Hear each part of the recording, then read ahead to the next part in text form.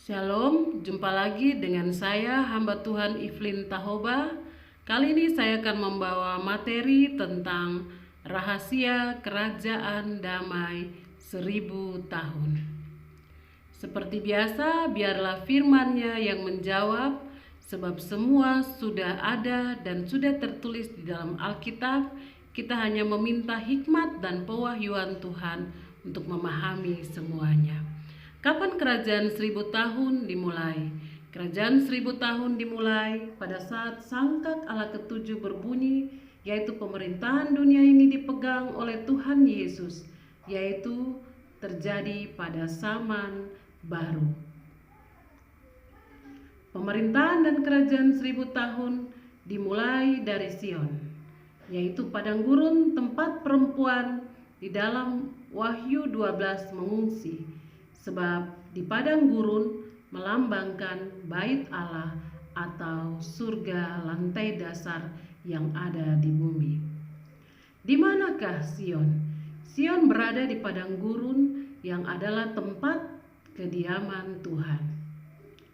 Kita bisa baca di dalam Mazmur 132 ayat 13 sampai 14, sebab Tuhan telah memilih Sion, mengingininya menjadi tempat kedudukannya. Inilah tempat perhentianku selama-lamanya. Di sini aku hendak diam, sebab aku mengingininya.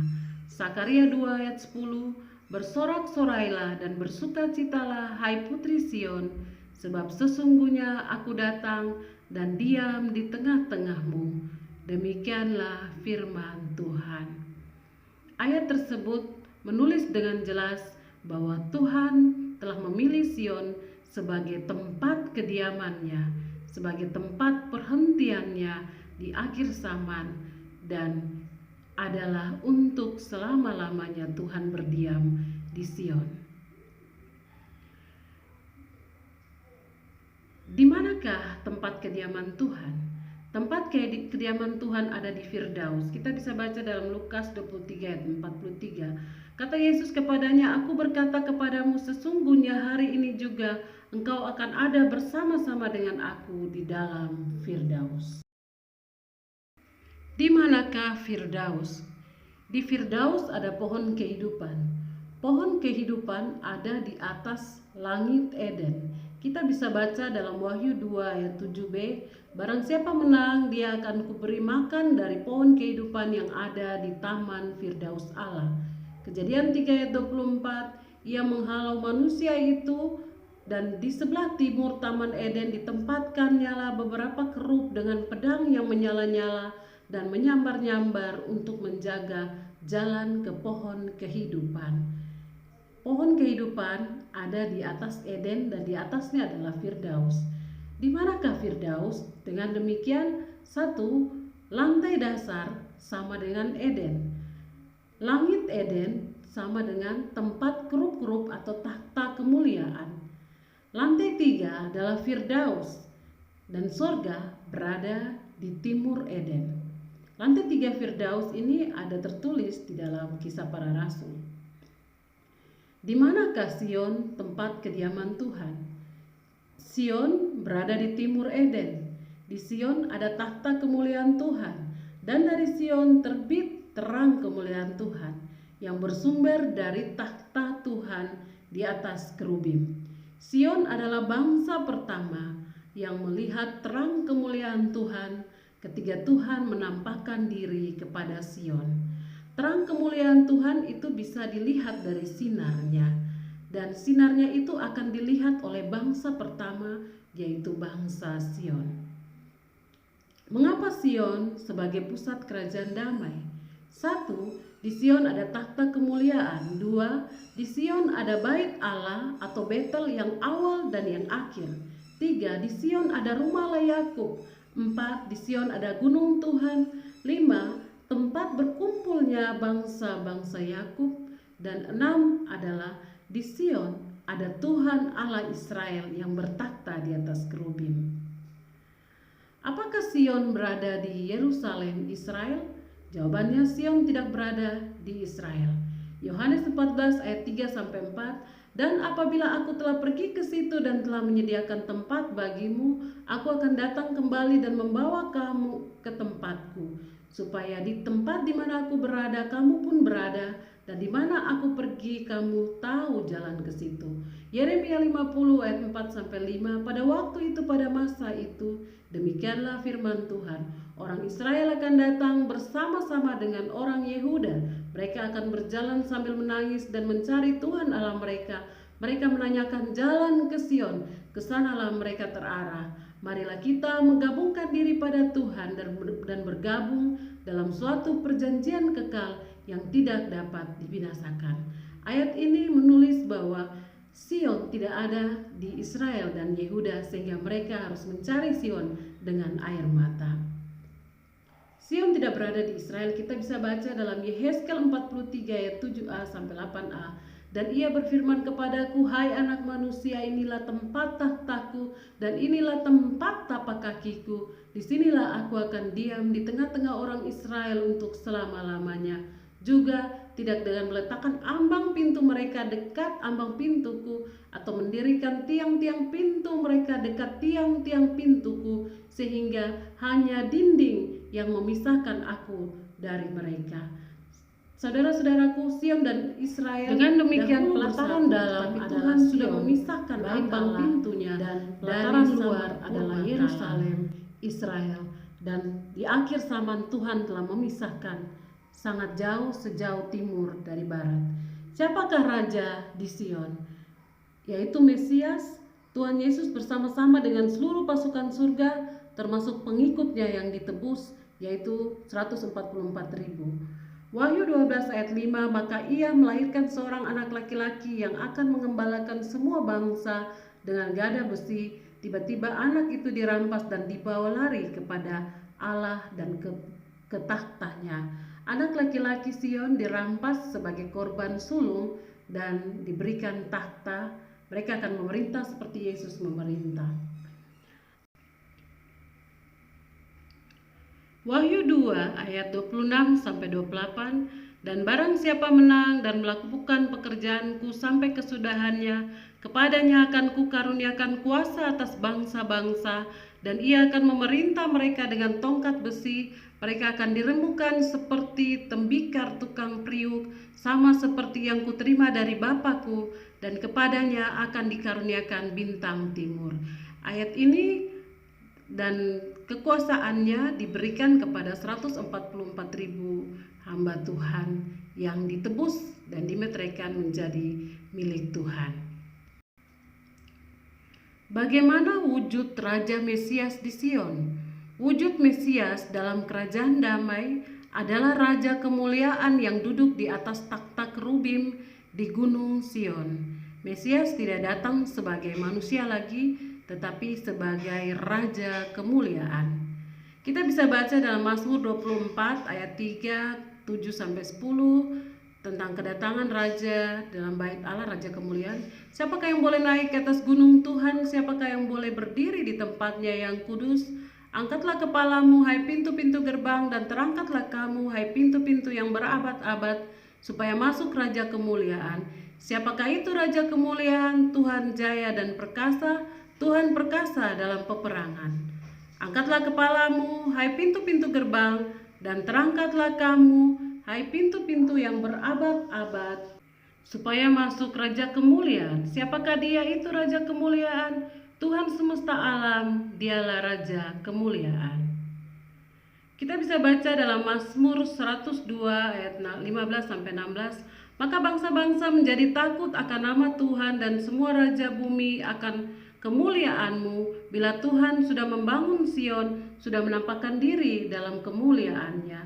Yesaya 4 ayat 5-6. Maka Tuhan akan menjadikan di atas seluruh wilayah gunung Sion, dan di atas setiap pertemuan yang diadakan di situ, segumpal awan pada waktu siang dan segumpal asap serta sinar api yang menyala-nyala pada waktu malam. Sebab di atas semuanya itu akan ada kemuliaan Tuhan sebagai tudung dan sebagai pondok, tempat bernaung pada waktu siang terhadap panas terik, dan sebagai perlindungan dan persembunyian terhadap angin ribut dan hujan.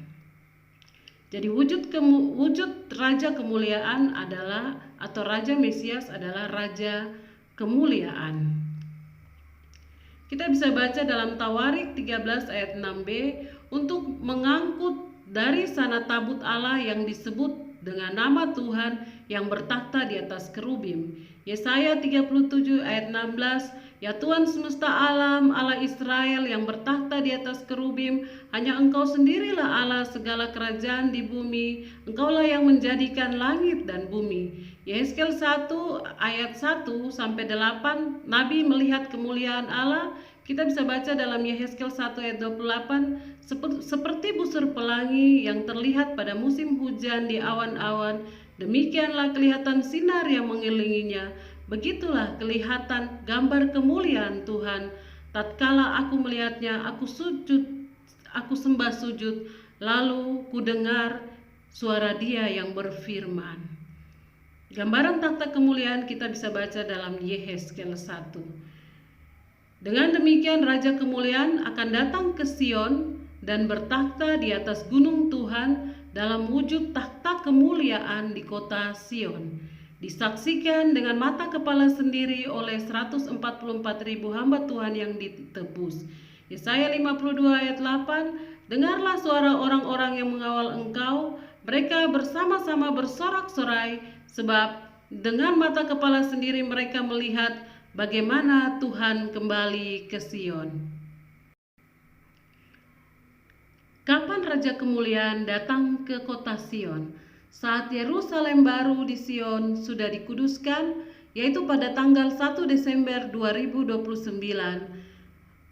Jadi dengan demikian hari Tuhan lebih dulu terjadi, yaitu pemerintahan Allah pada sangkak Allah ketujuh, dan anak-anak Daud dari timur dikumpulkan untuk membangun rumah Allah Yakub dan Yerusalem. Tanggal 1 Desember 2029 ini saya dapat dari pewahyuan Tuhan tahun 2005, dan Tuhan kembali ke Sion bukanlah hari Tuhan. Hari Tuhan memang Tuhan memberikan tanda-tanda, tetapi saya pun tidak tahu karena hanya Bapa yang tahu. Sedangkan Tuhan kembali ke Sion, Tuhan memberitahukan bahwa pada tanggal 1 Desember Tuhan akan kembali dan memulai menjadi raja dalam kerajaannya. Bagaimana sistem pemerintahan dalam kerajaan 1000 tahun? 1. Sistem pemerintahan di udara secara roh dipegang oleh para murid Tuhan yang mati martir. 2. Sistem pemerintahan di bumi secara jasmani dipegang oleh 144.000 anak-anak Sion, dan itu turun-temurun. Siapa yang dipimpin atau rakyatnya?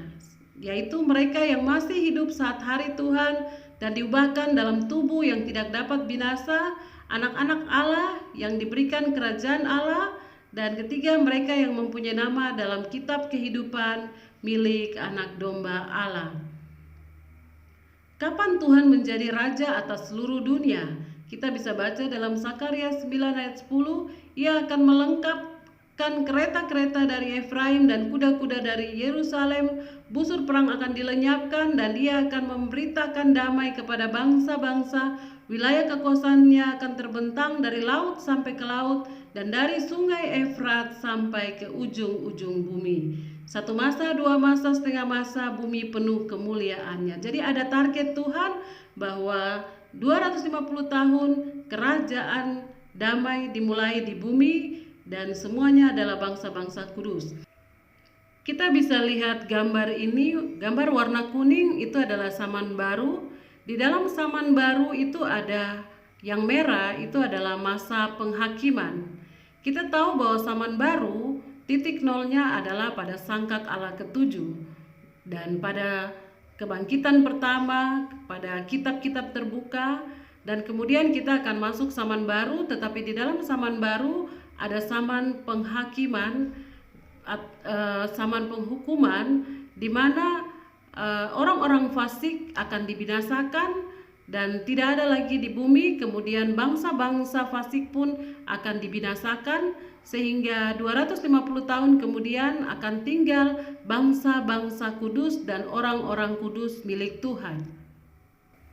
Pada saat itu kerajaan Israel telah diperbesar, dan juga pada saat itulah naga merah padam akan diikat untuk sementara waktu selama 1000 tahun, dan setelah 1 masa, 2 masa, setengah masa, kemudian kerajaan 1000 tahun dimulai di bumi, walaupun sudah dimulai pada sangkak Allah ketujuh berbunyi, dan itu dimulai dari Sion, tetapi Sion itu adalah di dalam surga, di wilayah padang gurun, sedangkan kerajaan damai itu dimulai di bumi setelah 1 masa, 2 masa, setengah masa.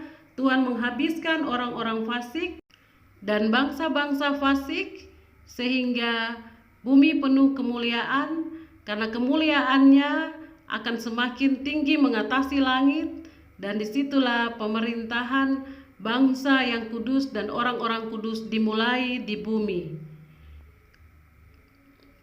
Nantikan materi-materi berikutnya dari Evelyn tentang membuka tabir kitab Wahyu, dan terima kasih saya ucapkan. Tuhan Yesus memberkati kita semua. Saya hamba Tuhan Evelyn Tahoba, anggota dari tim doa Zion Kingdom.